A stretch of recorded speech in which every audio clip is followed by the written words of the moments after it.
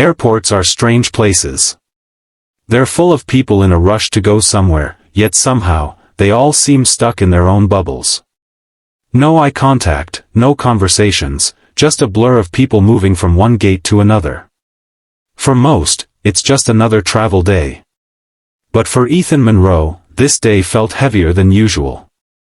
Ethan sat quietly near gate 42, his briefcase perfectly aligned next to his polished shoes. His suit was custom-tailored, his watch expensive, his appearance immaculate. But none of that could cover the emptiness in his eyes. He was 45, the CEO of a billion-dollar tech conglomerate, a man who was on the cover of Forbes last month. Yet, success had never felt more hollow. It had been 3 years since his wife, Rachel, passed away from cancer, and the silence in his penthouse was louder than ever.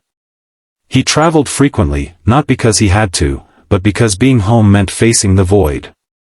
Airports, meetings, conferences, they were distractions. But today, even the distraction wasn't working. That's when he felt a light tap on his arm.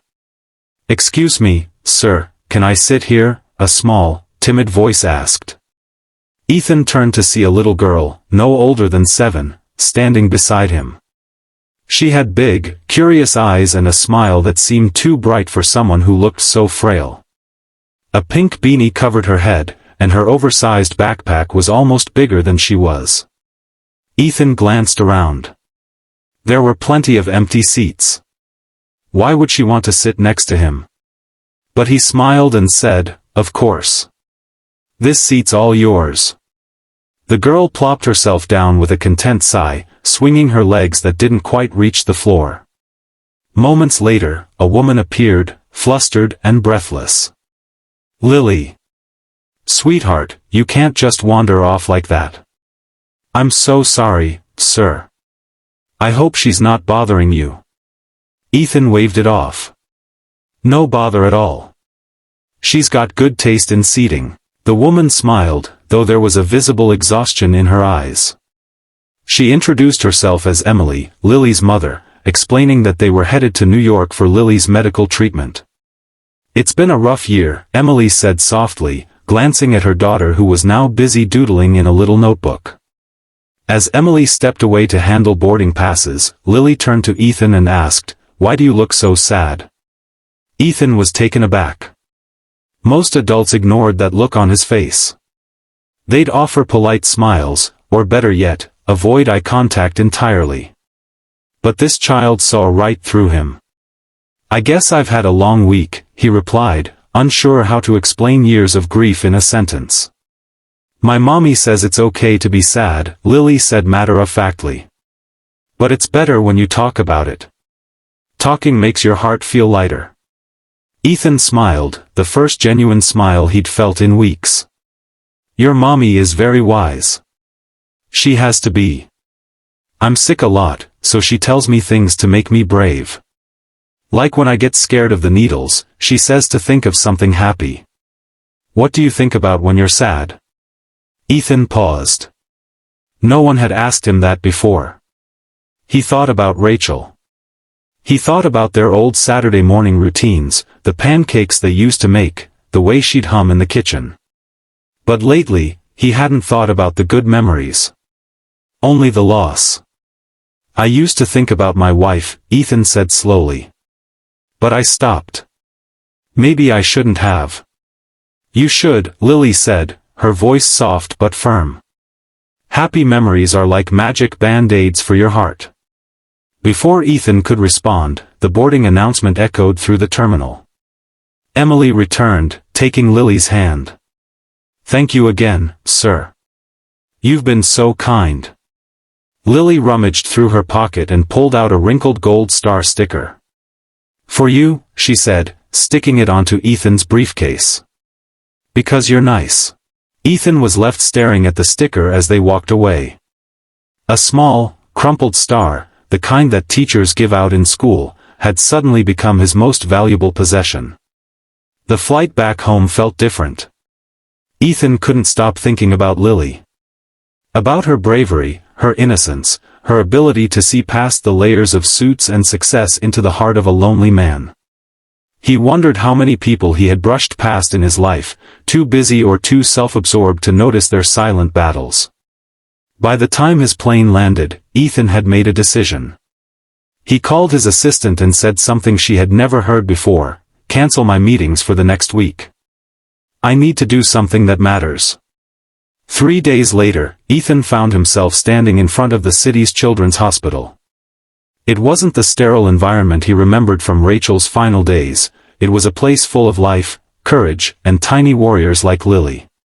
In his arms, he carried a large basket filled with toys, puzzles, books, and, of course, gold star stickers. He wasn't sure if Lily would remember him. After all, he was just a stranger in an airport. But as he entered the pediatric oncology wing, he heard a familiar voice. "You came." Lily's face lit up from her hospital bed, for drips connected to her, but her smile undiminished. Her mother, Emily, was equally surprised. "Mr. Monroe, you didn't have to come all this way." "I wanted to," Ethan replied. "Lily gave me a star. I figured I should earn it." The next few hours were filled with laughter, paper airplanes, and card games. Nurses and doctors peeked in, surprised to see the CEO of Monroe Innovations building Lego castles and losing repeatedly at Uno to a 7-year-old who didn't know how to let anyone win. It became a routine. Ethan found himself returning to the hospital, sometimes for a few hours, sometimes for entire afternoons. He began to sponsor new programs for pediatric patients, funding art therapy rooms, organizing events, and creating tech solutions to make treatment less daunting for kids. It wasn't a business strategy. It was personal. He wasn't just giving back. He was finding himself again. Months passed. The sterile boardrooms where Ethan once spent countless hours felt less important now. His priorities had shifted. And it wasn't long before he received a phone call that would change everything. It was Emily. "Mr. Monroe, Lily got her test results back. The cancer's in remission. The bad guys are gone." Ethan felt his throat tighten.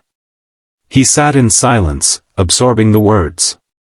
It wasn't his victory, yet it felt like one of the most meaningful moments of his life.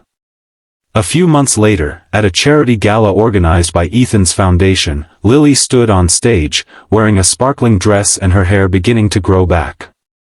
She was tasked with introducing the guest of honor, Ethan Monroe. "This is my friend, Mr. Ethan. He used to be really serious and sad. But now, he smiles more.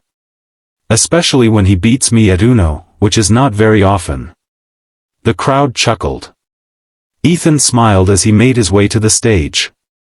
He looked out at the sea of faces, business leaders, philanthropists, community members. People who had known him only as a headline, now seeing him as something else. Someone human.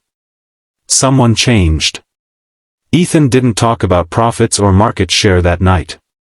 He talked about Lily. About how a small act of kindness, a shared seat in an airport, had opened his eyes to the world he had been missing. "I spent years chasing success, thinking that's what mattered. But sometimes, life teaches you the most profound lessons through the smallest voices. Lily reminded me that kindness is not an event. It's a choice we make in every small interaction." As he stepped down from the stage, Lily ran up to him and handed him a fresh gold star sticker. "For being the best Uno player tonight," she whispered with a grin. But Ethan knew it wasn't about the game. It was about seeing people, truly seeing them. Years later, Ethan's foundation would become one of the largest supporters of pediatric cancer research. But for him, the true legacy wasn't in numbers or headlines. It was in moments, like the crumpled star sticker still taped to his briefcase, a daily reminder that sometimes, all it takes to change a life is being willing to share an empty seat and a conversation. Because kindness isn't grand. It's simple. And it starts with a question: can I sit here?